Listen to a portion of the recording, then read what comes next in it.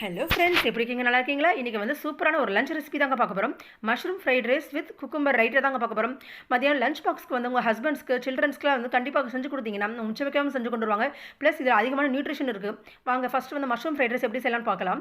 அதுக்கு தேவையான பொருட்கள் என்னென்னு பார்த்துடலாம். அதுக்கு நான் வந்து ப்ரௌன் ரைஸ் எடுத்துருக்கிறேன், மஷ்ரூம் வந்து 200 கிராம் எடுத்துருக்கிறேன், பட்டாணி எடுத்துருக்கிறேன், அப்புறம் பார்த்தீங்கன்னா பச்சை மிளகா ஒரு 3 எடுத்துருக்கிறேன், சின்ன வெங்காயம், பூண்டு, இஞ்சி, கொத்தமல்லி இவ்வளோதாங்க தேவையான பொருட்கள். வாங்க ஃபஸ்ட்டு எப்படி செய்யலாம்னு பார்க்கலாம். ஃபஸ்ட்டு ஒரு மண் சட்டி எடுத்துக்கோங்க. அதில் நான் வந்து கடலெண்ணெய் சேர்த்துருக்கிறேன். இது செக்கில் ஆட்டின கடலெண்ணெய்ங்க. இப்போ வந்து கடலெண்ணெய் நல்லா காஞ்சிருச்சு. இந்த சமயத்தில் நம்ம வந்து பூண்டை வந்து சேர்த்துக்கலாம். பூண்டு சேர்த்துட்டதுக்கப்புறம் நம்ம இஞ்சியும் சேர்த்துக்கலாம். இப்போ ரெண்டையும் வந்து பச்சை வாசனை போகிற அளவுக்கு நல்லா வறுத்துக்கோங்க. இது மாதிரி வந்து பச்சை வாசனை போகிற அளவுக்கு வறுத்திங்கன்னா மட்டும் தான் வந்து இந்த ஃப்ரைட் ரைஸ்க்கு ரொம்ப டேஸ்ட் கொடுக்கும். இந்த பூண்டில் வந்து அதிகமான நியூட்ரிஷன் இருக்குதுங்க. இப்போ வந்து நல்லா வறுத்தாச்சு. இப்போ வந்து நம்ம மஷ்ரூம் வந்து ஆட் பண்ணிக்கலாம். இதில் வந்து தண்ணி எதுவுமே சேர்க்காதீங்க. ஏன்னா மஷ்ரூமில் நமக்கு தண்ணி சத்து அதிகமாக இருக்குது. அதுலேருந்து தண்ணி வெளியேறும். ஸோ வதக்க வந்து தண்ணி வந்து அதுலேருந்து வெளிப்படும். அவ்வளோதான். இப்போ வந்து மஷ்ரூம் வந்து நல்லா வறுத்தாச்சு. இப்போ வந்து கொஞ்சம் உப்பு சேர்த்துக்குங்க. கொஞ்சம் உப்பு சேர்த்திங்கன்னா சீக்கிரம் வந்து நல்லா மஷ்ரூம் வந்து வந்துடும். மஷ்ரூமில் பார்த்திங்கன்னா அதிகமான விட்டமின் டி, கால்சியம் எல்லா விதமான சத்துக்கள் இருக்குங்க. கண்டிப்பாக வாரத்துக்கு 2 தடவை செஞ்சு கொடுங்க. இப்போ வந்து மஷ்ரூம் நல்லா வந்துருச்சு. இப்போ வந்து நடுவில் வந்து ஒரு குழி பறிச்சுக்கிட்டு இந்த இடத்துல வந்து நம்ம கொஞ்சம் எண்ணெய் சேர்த்துக்கிட்டு இப்போ வந்து நம்ம சின்ன வெங்காயம் இதில் வந்து ஆட் பண்ணிக்கலாம். சின்ன வெங்காயம் ஆட் பண்ணதுக்கப்புறம் பச்சை மிளகா ஒரு 4-5 பச்சை மிளகா சேர்த்துக்குங்க. அதையும் சேர்த்து நல்லா வதக்கி விட்ருங்க. நல்லா பச்சை வாசனை போகிற அளவுக்கு நல்லா வதக்கி விட்ருங்க. இப்போ வந்து இந்த சமயத்தில் வந்து பட்டாணி சேர்த்துக்கலாம்.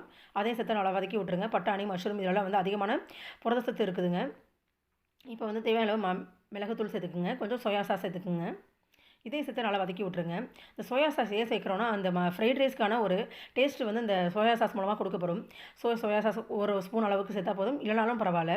இப்போ வந்து நம்ம வேக வைத்த ப்ரௌன் ரைஸ் அதையும் சேர்த்துக்கலாம். இப்போ இது நல்லா கிளறி விட்ருங்க. மத்தியானம் பார்த்திங்கன்னா சாப்பிடும்போது நல்லா வந்து புலாவ் மாதிரி இருக்கும்.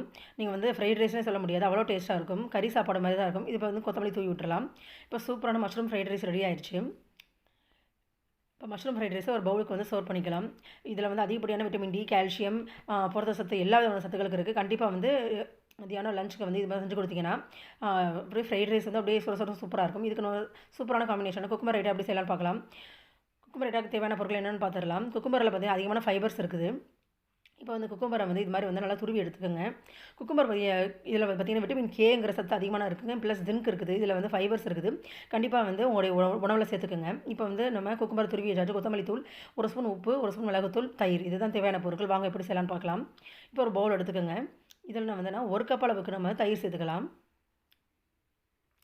இப்போ இதில் வந்து ஒரு ஸ்பூன் வந்து உப்பு சேர்த்துக்கலாம். நான் இந்த உப்பு சேர்த்துருக்கிறேன். ஒரு ஸ்பூன் வந்து மிளகுத்தூள் ஆட் பண்ணிக்கோங்க.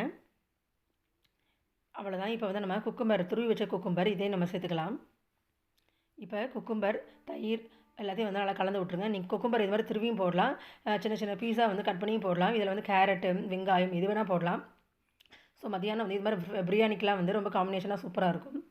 இதில் நம்ம கொத்தமல்லி தூவி இறக்கிடலாம். அவ்வளோதான், சூப்பரான ரெடி ஆயிடுச்சு. இதில் வந்து அடுப்பு தேவை கிடையாது, எண்ணெய் தேவை கிடையாது, வதக்க தேவை கிடையாது. அப்படி பச்சையாக சாப்பிட்றதுனால நமக்கு எல்லா விதமான சத்துக்களும் இருக்கும். ப்ளஸ் கொத்தமல்லி, குக்கும்பர் எல்லாம் வந்து எல்லா வித சத்துக்களும் இருக்குங்க. கண்டிப்பாக அந்த ரெசிபிலாம் ட்ரை பண்ணி பாருங்கள். ஓகே ஃப்ரெண்ட்ஸ், பாய்.